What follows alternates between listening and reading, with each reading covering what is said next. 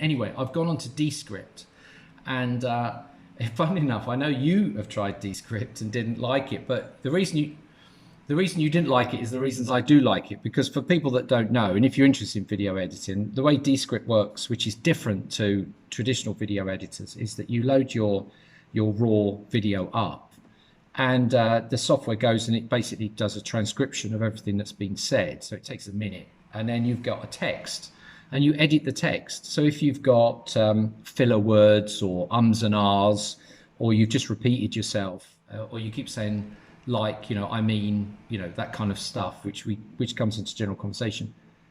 Yeah, all that kind of stuff, which I do loads of in my, when I'm speaking. You basically just remove the text, so you don't have to faff around editing on sound bars and trying to cut two segments together and make it look real. That the AI in Descript does it for you, and they've got some other features like overdubbing. So if you kind of mumble a word or it doesn't quite come out right, you can say it again, you can repeat it after, and then it uses AI to fix your face and voice and your mouth, so it looks like you've said these new words, and it just edits them in.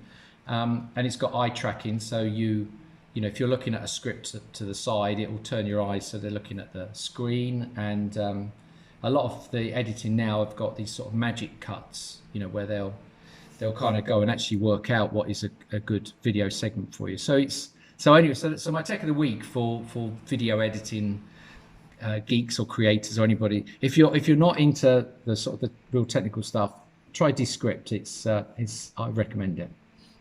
I actually really liked Veed, and I had a long conversation with the team at Veed and gave them my feedback, and I think they're doing some good stuff.